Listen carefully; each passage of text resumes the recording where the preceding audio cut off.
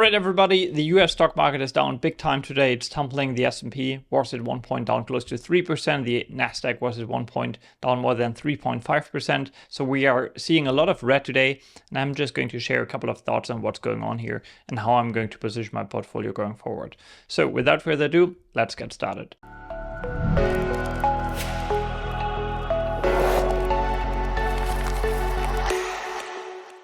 All right, hi everybody. So let's just take a look at the current performance of the S&P and the Nasdaq as of right now. So the moment I took this screenshot, which is probably at, let me have a look, like 3 hours into the trading session today, we see that the Nasdaq right now is down around 3.3%, whereas the S&P, I think earlier I said it's down close to 3%. That's wrong, but it's down 2.2% as of the time I'm recording this video. So it's a pretty red day. Also, overall, if we zoom out and take a look at the year-to-date performance, we can see that we are in quite a drawdown. So the Nasdaq is down 7% year-to-date, whereas the S&P is down 4%.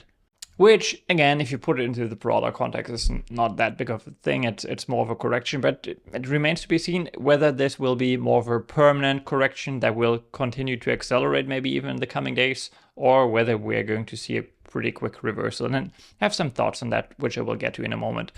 I just wanted to put the current day into perspective. So I wanted to show you this chart here from Charter, which shows the daily return distribution in the last 5 years, so 2024 and going all the way back to 2022. And if we just take the Nasdaq here, for example, down at 3.5%, we can see that that's quite an outlier in terms of daily return distributions, at least over the last 5 years. I wasn't able to get my head on like a long-term data set here that shows how daily returns are distributed. If we take a look at, say, the last 50 or 60 years of the S&P. So if you have your hands on that data and can share a link, that would be much appreciated. But as you can see, in the last 2 years, there wasn't a single day that basically delivered more, or that delivered a return of more than negative 2%. And as I said, the Nasdaq right now is down 3.2%, the S&P 2.2%. So yeah, it's a bit of an outlier, something you don't see every day in broader stock markets, such quote-unquote big moves in broad market indices.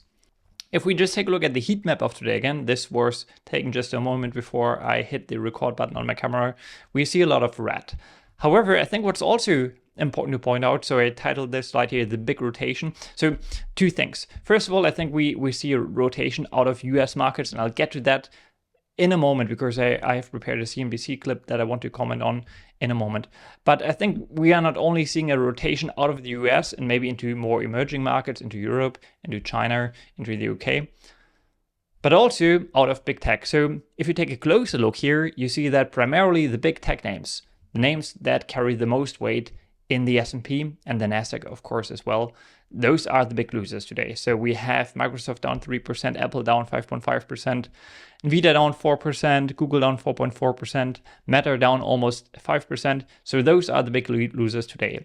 And if you zoom into other pockets of the market, say the healthcare space or the real estate space here or energy space, and also the smaller cap businesses that are just reflected by being smaller squares here, you see that not everything is red today, and there are actually a lot of stocks up today as well.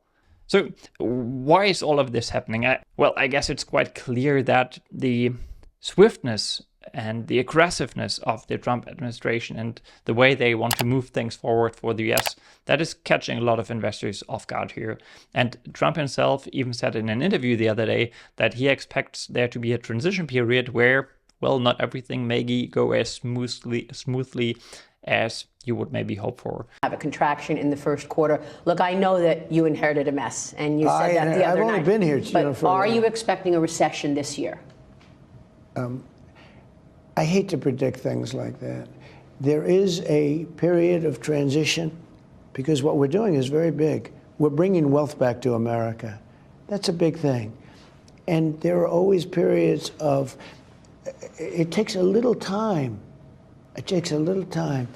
And I think there's also, due to, without getting into politics here, due to some of the comments made by the Trump administration and so on and so forth, I think there is a sentiment shift here. So people are worried whether the US will be as quote unquote exceptional as it was like business wise over the last 10 to 15 years. We are seeing a trend of deglobalization. We are seeing the US leaving some of its long-term partners, or at least like probably kind of permanently harming certain relationships here. And that is something that investors don't like to see here. I came across this fantastic clip from CNBC the other day, and I wanted to share with you. So let's just take a look at what this expert here had to say, because I think his analysis is pretty spot on. Rockefeller International Chairman Bashir, it's good to have you on a day like today, where we did see, in general this week, we've seen the dollar weaken significantly against other major currencies. We've seen stocks here sell off, but as we just mentioned, we've seen rallies in other parts of the world. What's driving that, and how much of that is based on the policies of President Trump here that are actually pushing policy pivots in other parts of the world? Yeah, before we move on, I'm just going to show you a couple of stock charts on screen right now. What's quite interesting is, I think I read the other day that the German DAX index, for example, now even outperformed the S&P over a 5-year time frame. So many European equities are now, quote unquote, catching up. We're certainly seeing a quote unquote rotation into European equities by the big funds, the big money managers. Yeah, that is something that was brought up here as well. Now let's hear what he had to say. Right. To put this in context, as I had sort of spoken with you and written back in December, that we had this concept in American exceptionalism reach bubble-like proportions, which is that the performance of the American stock market had really gone parabolic. In fact, in my 30 years of looking at markets, I had never seen an instance when a country was this overowned, overhyped, and overvalued relative to the rest of the world. So that's what was interesting. Mark these words: overowned, owned, overhyped, overvalued. That is something I frequently addressed on this channel as well. I think especially the quality names, the US quality names, are to a large extent overvalued. I think overhyped is a strong word here, but I feel like everyone wants to have exposure to the US market, and there were very few critical comments regarding the American way of doing business over the last 10 to 15 years. And I think we might see a shift here right now. So I would argue that, I don't know, everyone and their mother was willing to pay, say, 25 to 30 times for a quality business over the last 5 years or so, depending on, or regardless of expected future growth and returns earned by these businesses on reinvestments. And I think we may see a shift here where all of a sudden investors may questioning whether, well, does Costco, for example, really deserve to trade at a multiple of, I think it's trading at like 60 times earnings, something like that. So truly, I don't know, questionable valuations, let me put it this way. The context of coming into this year. Now what we're seeing is that bubble is being pricked, which is that after having outperformed global markets for 15 years, the American stock market is beginning to give up some of that outperformance. The dollar too began this year as being the most overvalued on some measures since its floating rate history, which goes back to the early 1970s. So that's the context. Now, what's causing this bubble to prick? I think it's a combination of the fact that the American economy had been artificially juiced up by a lot of government spending, and also the fact that the rest of the world is beginning to get its act together, partly because of Trump. They are facing a sort of existential crisis because of the policies out of the US. And so they're finally carrying out the kind of reforms that they should have done anyway, from Germany to China. And that's what's lifting their market. So this is the big reversal that's going on here.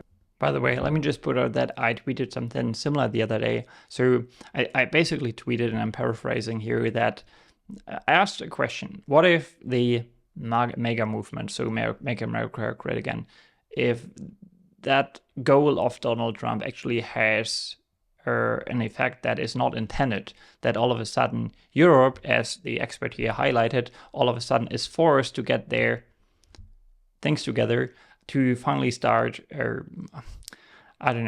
moving, let me put it this way, to start getting rid of bureaucracy, starting working together more, acting as a unity as Europe. And the same is true for China, by the way. Xi Jinping, he realizes that, well, I have to be a little more business friendly if I want to be the dominant force in in the global geopolitical world as well, because obviously what gives states power, nation states power, obviously that's also having a very strong, stable economy. Exactly, but it's also carrying out the kind of reforms. I mean, Germany would have not carried out these kind of reforms, which goes beyond defense. It's got to do with infrastructure, and hopefully it extends to the supply side as well of deregulation. They would have not done that had it not been for the urgency because of what the Trump administration has been doing with Europe. Similarly, in China, there's been a sea change in Xi Jinping's attitude towards the private sector. And that's also happening because he realizes that he needs the private sector to be firing, because the export economy is going to be under threat under a Trump era. In countries like India, too, they have the highest tariffs, as Trump has pointed out. So now India is rushing to lower its tariff rates and do a deal with the US that it should have done anyway. Okay, let's stop here. So basically what he's saying is that the Trump administration's swiftness of the actions has created urgency, and that's probably the best way to put it. So how do I position myself right now? So what I will say is, let me just open my presentation here again. What I will say is that I made quite a few big moves as addressed in my recent podcast. By the way, if you're not subscribed to the podcast yet, make sure to find the No More Investing Secrets podcast in your podcast app and make sure to listen to some of my episodes. So right now, my conversations with Andrew, and also recently recorded a conversation with Ruki, who's also part of my community, on a stock he owns. If you don't want to miss these insights we share there, you have to make sure you follow us and me on my on your podcast app as well. What I try to say is that in the podcast I revealed that I made quite a few big moves more recently. I actually raised some cash. I sold 2 positions. I trimmed a few other positions, I sold 3 positions and trimmed 2 of my positions. So I'm sitting on quite a good chunk of cash now already. So that's not really a market call, but more the result of me thinking that the valuation of some of the businesses I own are pretty fair, maybe towards the higher end of what I would consider fair valuation, and my assumptions regarding future expected returns are, well, lower than I would like them to be. So there's that. Do I make decisions today? No, not really. In fact, I really cherish days like today, where there's a lot of volatility and possibly Mr. Market is presenting opportunities. So that's sort of the mindset I approach days like today with. In fact, as I'm sitting on a lot of cash today, and that's obviously my personal circumstances, I would hope for a continued sell-off here so that I will actually get to pick up real bargain opportunities in the future. However, what I would recommend you not doing is, so I shared a thread on Threads and X the other day, in which I shared it yesterday, in fact, that today on March 10th, we have the 25th anniversary of the NASDAQ bottoming, reaching its peak. And well, I shared some thoughts in it, and one person wrote the following comment below the post. So he wrote, "What should I do? Should I move my pension into something else?" And that's sort of like what you should not be doing is, First and foremost, realize whether you're an active investor or an active or passive investor. Well, I would argue if you're a passive investor, just consider yourself what Buffett would call a know-nothing investor. So you just don't know anything about equities, investing. And if you want to do that, want to change it, well, then now is probably a great time to start. But acknowledging that you probably don't know enough to make any market timing moves. So your approach is just going to be dollar cost averaging into an index and then set it, forget it. Just ignore daily market moves, even if there are a lot of media headlines suggesting, well, is this the beginning of a new, multi-month bear market? Who knows? And if you are, of course, know something investor, so an active investor, hopefully you invest actively and you know what you're doing, well, then it's time to start looking for opportunities right now and in the coming days and weeks, hopefully. Okay, and that's really all I wanted to say today. Let me know if you have any thoughts on what I just said or additional thoughts on the current sell-off. I'll talk to you in one of my future videos. Take care.